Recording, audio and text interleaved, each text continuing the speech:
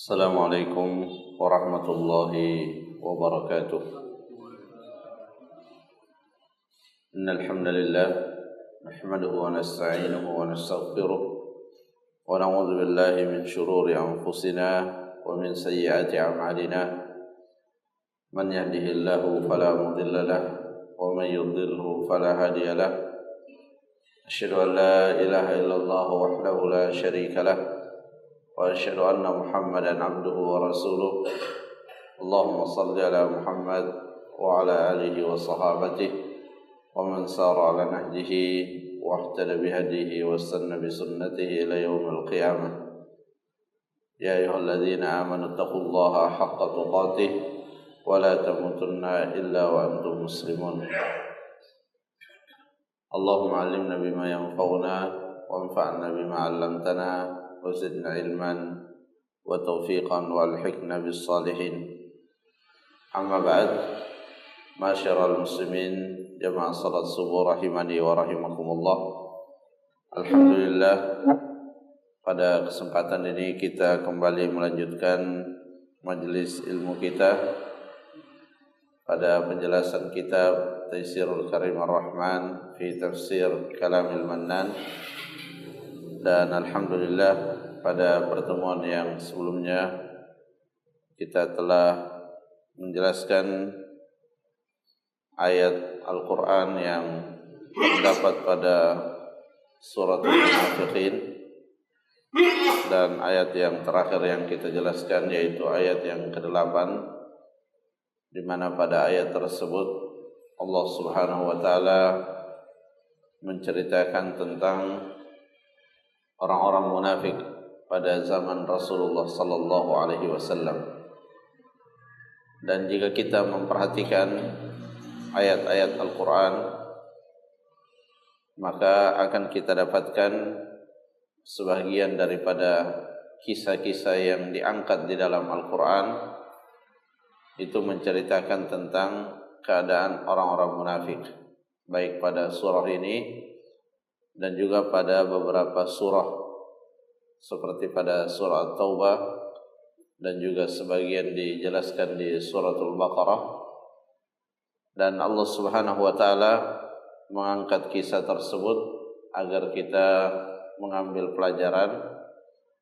Dan salah satu pelajaran yang kita petik dari kisah-kisah tersebut bahwa setiap muslim hendaknya memiliki rasa takut tertimpa dengan yang namanya kemunafikan. Dan inilah yang menjadi ciri dari para sahabat Nabi sallallahu alaihi wasallam, di mana mereka meskipun berada pada level keimanan yang sangat tinggi, tetapi mereka tetap merasa khawatir tertimpa dengan yang namanya kekufuran dan kemunafikan. Sehingga salah satu doa yang mereka ucapkan atau doa yang mereka panjatkan yaitu berlindung kepada Allah dari kekufuran, berlindung kepada Allah Subhanahu wa taala dari kemunafikan. Kemudian kita lanjutkan pada ayat yang berikutnya, ayat yang ke-9 di penghujung daripada surah ini, surah Al-Munafiqin. Allah Subhanahu wa taala berfirman, ya ayyuhalladzina amanu la tulhikum amwalukum wala auladukum an dzikrillah wa may yaf'al dzalik faulaika humul khasirun wa anfiqu mimma razaqnakum min qabli an ya'tiya ahadakumul maut فيقول رب لولا أخرتني إلى أجل قريب فأصدق وأكن من الصالحين ولن يؤخر الله نفسا إذا جاء أجلها والله خبير بما تعملون. Ayat yang ke-9, Allah Subhanahu wa taala kembali memanggil seluruh orang-orang beriman. Dan seperti yang telah kita sampaikan di beberapa ta'lim sebelumnya, perkataan Abdullah bin Mas'ud radhiyallahu an yaitu ketika Allah Subhanahu wa taala memanggil dengan panggilan ya ayyuhalladzina amanu, kata beliau fa'ar'iha sam'ak fa imma khairan ya'muru bih aw syarran yanha an. Karena setelah panggilan itu hanya ada satu di antara dua kemungkinan. Kemungkinan pertama Allah memerintahkan suatu kebaikan, dan kemungkinan yang kedua Allah melarang dari suatu keburukan. Nah, pada ayat ini Allah Subhanahu wa taala melarang kita la tulhikum amwalukum wala auladukum an dzikrillah. Janganlah kalian terlalaikan. Janganlah kalian terlalaikan dari mengingat Allah Subhanahu wa taala disebabkan oleh harta-harta kalian dan anak-anak kalian. Dan secara otomatis larangan untuk terlalaikan dari zikrullah ini merupakan perintah kepada segenap orang-orang beriman untuk tidak lalai dari mengingat Allah Subhanahu wa taala. Syekh As-Sa'di rahimahullah berkata ketika menafsirkan ayat ini, ya'muru ta'ala ibadahul mu'minin bil iktsari min dzikrih. Allah Subhanahu wa taala memerintahkan kepada hamba-hambanya yang beriman untuk memperbanyak berzikir kepada Allah Subhanahu wa taala. Fa inna fi dzalika ar-ribhah wal falah. Karena di balik zikrullah di sana terdapat keberuntungan. Jadi orang yang beruntung itu adalah orang yang selalu berada dalam keadaan zikrullah, mengingat Allah Subhanahu wa taala. Dan di kitab-kitab tafsir yang lain ya, seperti di kitab Tafsir Al-Qurtubi, di sana dijelaskan beberapa contoh daripada zikrullah yang disebutkan secara khusus.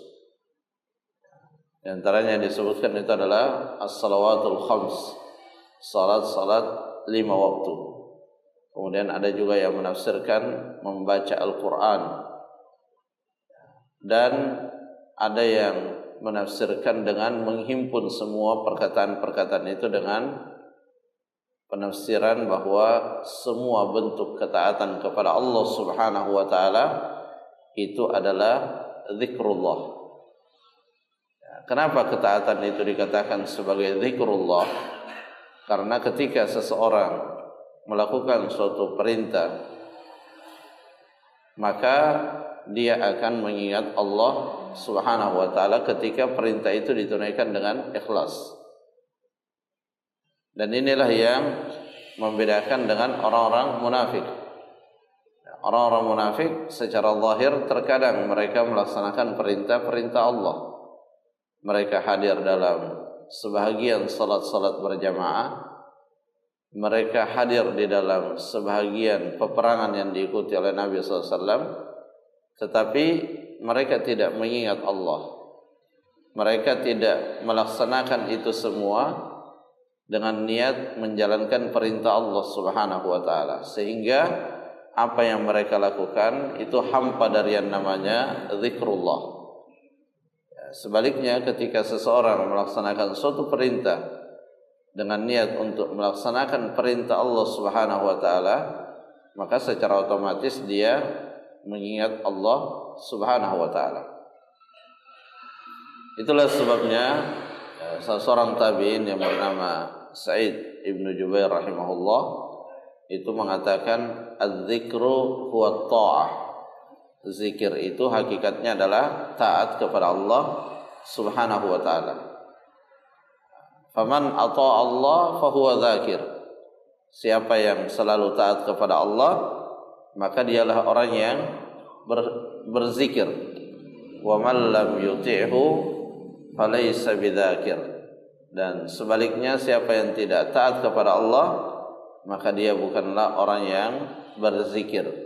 Wa in kana kathirat tasbihi wat tahmidi wat tahlil. Meskipun secara lisan dia banyak mengucapkan lafaz-lafaz zikir seperti tasbih, tahmid, tahlil, tetapi tidak menjadikan dirinya taat kepada Allah, maka dia sesungguhnya bukanlah orang yang mengingat Allah. Karena orang yang mengingat Allah itu akan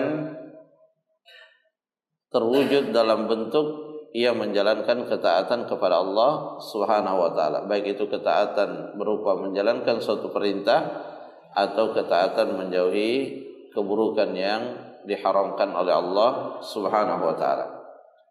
Nah, kalau kita melihat pada hakikat zikir tadi, maka ya sangat jelas keterkaitan antara zikrullah dengan keberuntungan. Yang dikatakan oleh Syekh Sa'di rahimahullah, fa inna fi dzalika ar-ribha wal falah. Karena di dalam zikir itu terdapat keberuntungan. Kalau kita kaitkan dengan zikir sebagai suatu ketaatan kepada Allah, maka sudah pasti bahwa itu adalah sumber keberuntungan.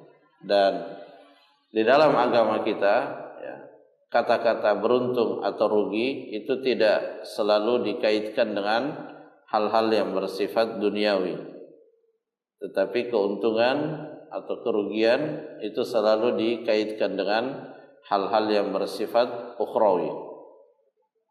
Jadi ketika seseorang terlalaikan dari mengingat Allah disebabkan oleh hartanya, disebabkan oleh anak-anaknya, maka bisa saja secara duniawi dia mendapatkan keuntungan. Secara hitungan-hitungan duniawi dia mendapatkan tambahan keuntungan. Ya, tetapi dalam penilaian Allah Subhanahu wa taala dia sesungguhnya sedang merugi.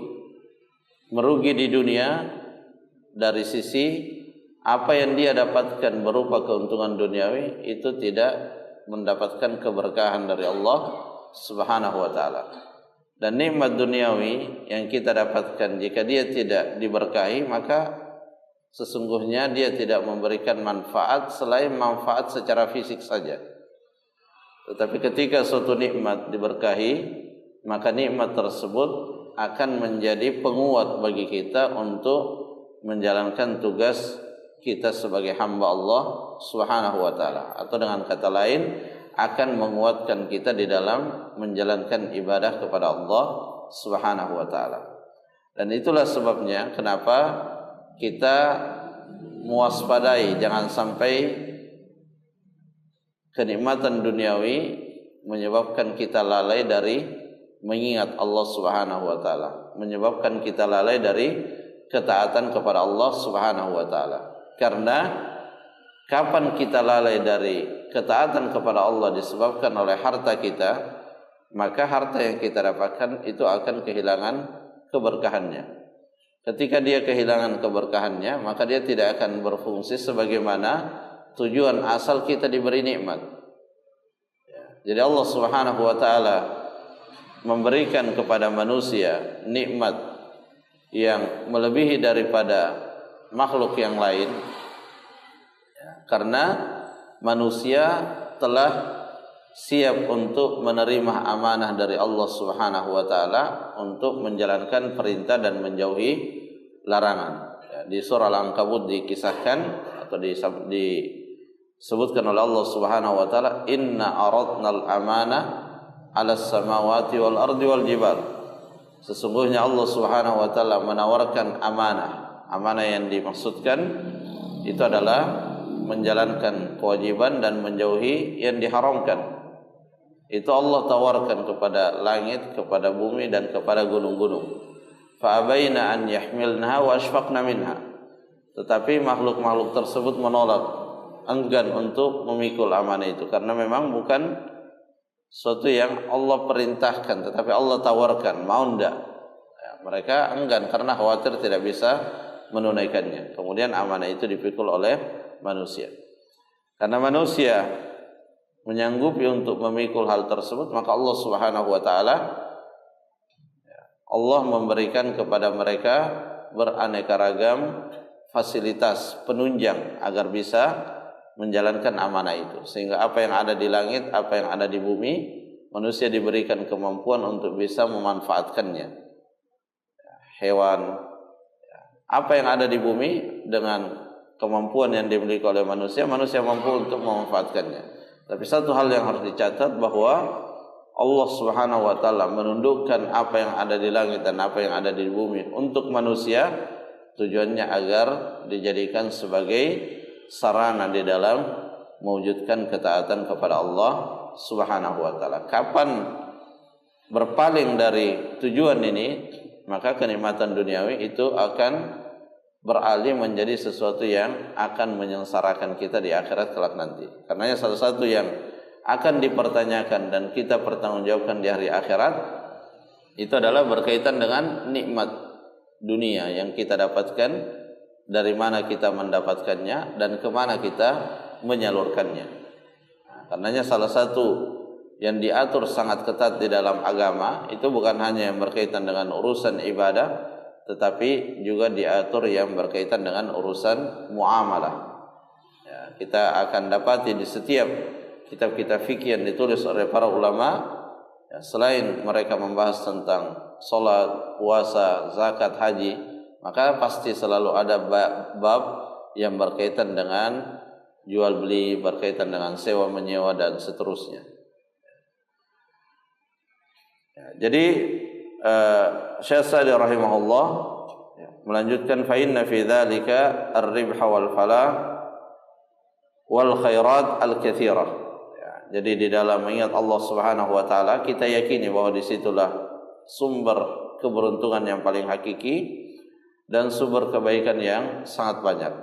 Inilah yang menjadi penguat bagi seorang muslim. Keyakinan inilah yang menguatkan seorang muslim untuk selalu memprioritaskan ketaatan kepada Allah Subhanahu wa taala daripada aktivitas-aktivitas yang berkaitan dengan urusan duniawinya. Jadi Allah Subhanahu wa taala tidak memerintahkan kita untuk meninggalkan secara total hal-hal yang berkaitan dengan maslahat duniawi kita, tetapi Allah hanya mengingatkan jangan sampai dilalaikan dari kewajiban. Artinya apa? Selama tidak kita terlalaikan dari kewajiban kita untuk taat kepada Allah, maka silahkan kita untuk menikmati apa yang Allah telah siapkan di muka bumi ini berupa kenikmatan-kenikmatan. Wa yanhahum an tushghilahum amwaluhum wa auladuhum an dzikri.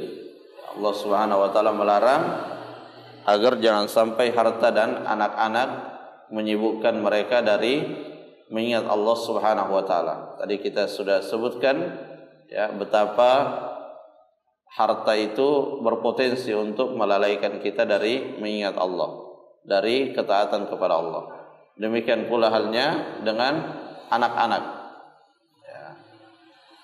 Dan di dalam hadis Nabi SAW mengatakan al-auladu majbanatun wa mabkhalah. Ya, anak-anak itu terkadang menjadi sumber rasa takut bagi seorang manusia dan juga menjadi sumber bakhil dari seorang manusia. Karenanya di ayat yang lain disebutkan bahwa harta dan anak-anak itu adalah ujian. Ujian apakah kita lebih mengutamakannya atau lebih mengutamakan ketaatan kepada Allah Subhanahu wa taala. Karena tidak jarang seseorang terjatuh di dalam suatu keburukan itu karena anak-anaknya, karena tuntutan dari anak-anaknya. Seorang terkadang terlalaikan dari suatu ketaatan kepada Allah Subhanahu wa taala itu disebabkan karena anak-anaknya. Makanya di sini kita selalu mengingat ya bahwa posisinya adalah sebagai ujian. Ya, kadang juga seorang orang tua ya, seorang orang tua menjadi terfitnah oleh anaknya disebabkan bisa karena prestasi dari anaknya, bisa juga karena perbuatan buruk dari anak-anaknya.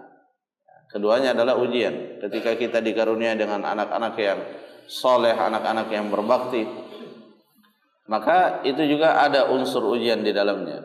Ya, apakah kita membanggakan diri di hadapan manusia? Apakah kita katakan semua prestasi yang didapatkan oleh anaknya itu adalah karena kehebatan dirinya? Ya, mungkin tidak terucapkan, tetapi ketika perasaan itu kemudian muncul di dalam diri manusia, maka itu sudah termasuk bagian dari keburukan. Ya, karena seorang muslim harus selalu mengingat bahwa apa yang ia dapatkan itu karena karunia dari Allah Subhanahu wa taala. Jadi kita tidak boleh mengucapkan sebagaimana yang diucapkan oleh Qarun, innama utituhu ala ilmin indi. Sesungguhnya semua kenikmatan yang saya dapatkan itu karena ilmu yang saya miliki. Jadi dalam pembahasan kitab Tauhid, di sana disebutkan hal-hal yang wajib kita hindari ketika Allah Subhanahu wa taala mengkaruniakan kepada kita suatu kenikmatan. Pertama, jangan merasa bahwa itu karena kehebatan kita sehingga nikmat itu kita dapatkan. Kemudian yang kedua, kita juga dilarang merasa bahwa nikmat itu kita dapatkan karena memang kita berhak untuk mendapatkannya. Tetapi yang harus kita ingat bahwa nikmat itu kita dapatkan karena karunia dari Allah Subhanahu wa taala, keutamaan yang Allah berikan. Kemudian Syekh Sa'di rahimahullah juga menyampaikan setelah menyebutkan larangan wa yanhahum an tushkilahum amwaluhum wa auladuhum an dzikri fa inna mahabbatal mali wal auladi majmulatun 'alaiha aktsarun nufus. Karena sesungguhnya mencintai harta dan mencintai anak-anak itu adalah tabiat yang ada pada kebanyakan jiwa-jiwa manusia. Ya, itu sesuatu yang tidak dipungkiri. Sehingga Allah tidak mengatakan jangan cintai harta. Allah tidak mengatakan jangan cintai anak-anakmu, tidak. Tetapi Allah hanya mengatakan jangan engkau dilalaikan dari mengingat Allah disebabkan oleh hal-hal yang engkau cintai dalam urusan-urusan dunia. Di ayat lain Allah sudah menyatakan zuyyina lin-nasi hubbus syahawat. Ya, Allah telah menjadikan pada diri manusia cinta kepada syahwat berupa harta, berupa anak-anak, wanita dan seterusnya. Tetapi kecintaan kita kepada itu semua tidak boleh kemudian untuk melalaikan kita dari ketaatan kepada Allah Subhanahu wa taala. Nah, mungkin kita bertanya, kenapa Allah memberikan manusia itu syahwat cinta kepada harta padahal bisa menimbulkan keburukan bagi manusia? Betul bisa menimbulkan keburukan itu kalau keluar dari batasan-batasannya. Tetapi di sisi yang lain itu dibutuhkan untuk keberlangsungan hidup manusia di dunia ini. Kita bisa bayangkan kalau ada orang yang sudah sama sekali tidak ada syahwatnya kepada harta, bagaimana dia akan bekerja? Ya, dia akan menjadi orang yang sangat pemalas. Ya, karena dia tidak punya keinginan untuk mendapatkan harta. Dia tidak punya keinginan untuk mendapatkan anak keturunan. Ya, maka dia tidak akan berusaha untuk melaksanakan salah satu ibadah berupa menikah. Maka sebenarnya syahwat di satu sisi bermanfaat untuk hal-hal yang berkaitan dengan keberlangsungan hidup kita di dunia ini. Tetapi dia diatur oleh aturan-aturan dalam agama. Karenanya orang yang akan berhasil dalam kehidupannya di dunia itu ketika syahwatnya mampu dia tundukkan dalam aturan-aturan agama. Ya, dan aturan agama ya tidak mungkin kita dapatkan kecuali dari sumbernya, dari Al-Quran ataupun dari hadis-hadis Nabi sallallahu alaihi wasallam. Fatuqaddimuha ala mahabbatillah wa fi dzalika al-khasarah al-'azimah. Ini yang kita diingatkan. Terkadang kecintaan seseorang kepada amwal dan aulad itu menjadikan ia lebih mendahulukan harta dan anak-anak daripada cinta dia kepada Allah Subhanahu wa taala. Ya, dan inilah sesungguhnya ujian yang selalu kita hadapi di dalam hari-hari yang kita lewati. Setiap hari sesungguhnya kita selalu diuji antara mendahulukan cinta kepada Allah dengan cinta kepada selain Allah. Paling mudah saat kita mendengar azan subuh dikumandangkan. Kita suka, syahwat kita ingin tidur, tetapi Allah memanggil kita. Orang yang berhasil memenuhi panggilan itu berarti dia telah mendahulukan cintanya kepada Allah daripada cinta kepada syahwatnya untuk tidur. Ada kalanya terbuka di hadapan kita pintu untuk beribadah dengan harta kita. Ketika kita berhasil beribadah melalui harta kita, berarti kita telah mendahulukan cinta kepada Allah, karena Allah mencintai berinfak, Allah mencintai bersedekah, dan kita berhasil berinfak bersedekah, berarti kita telah mendahulukan cinta kita kepada Allah daripada cinta kita kepada harta.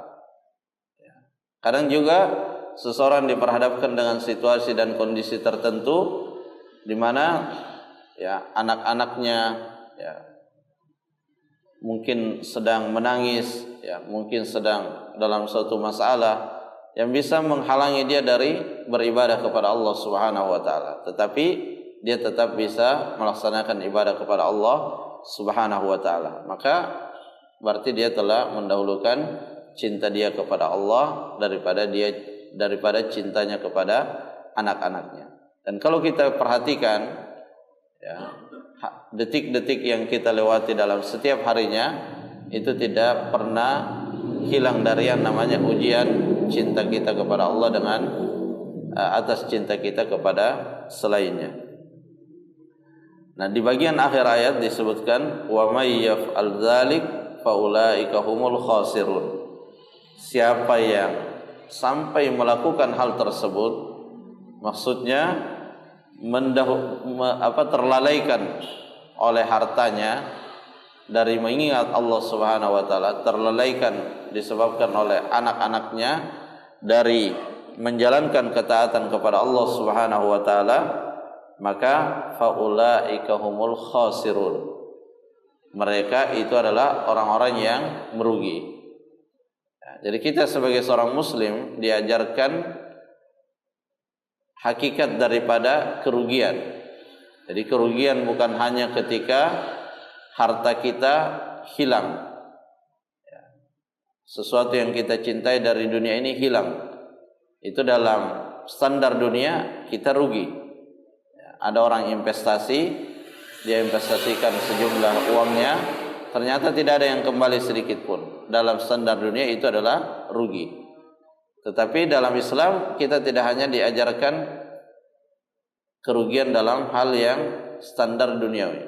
Kerugian yang paling hakiki dan selalu kita diingatkan oleh Allah dalam Al-Quran itu ketika kita kehilangan maslahat akhirat kita.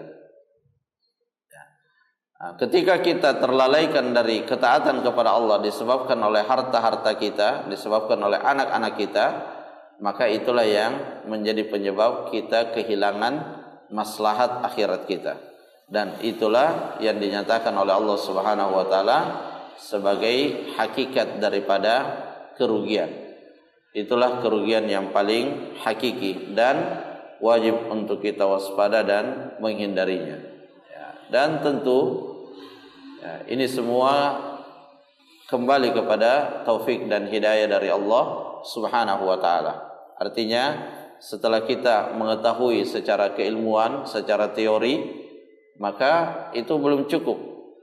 Kita butuh untuk mendapatkan taufik dan pertolongan dari Allah Subhanahu wa taala, sehingga ilmu yang kita dapatkan, pengetahuan yang kita dapatkan tentang kebaikan-kebaikan itu ditindaklanjuti dengan mujahadah dan doa kepada Allah Subhanahu wa taala. Kita berdoa kepada Allah agar senantiasa diberikan taufik, isti'anah, meminta pertolongan kepada Allah, selalu mengingat la haula wala quwata illa billah, kita tidak punya kekuatan apapun untuk mengamalkan apa yang telah kita ketahui kecuali Allah memberikan kepada kita kekuatan.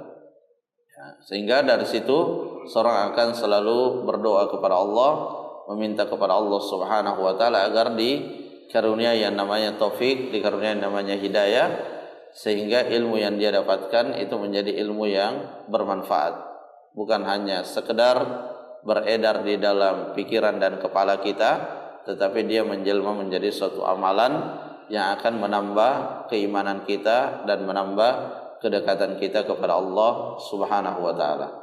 Jamaah rahimakumullah, mungkin itu yang bisa disampaikan, semoga bermanfaat. Wallahu taala a'lam bissawab. Subhanakallahumma rabbana wa bihamdik, asyhadu an la ilaha illa anta, astaghfiruka wa atubu ilaik. Assalamualaikum warahmatullahi wabarakatuh.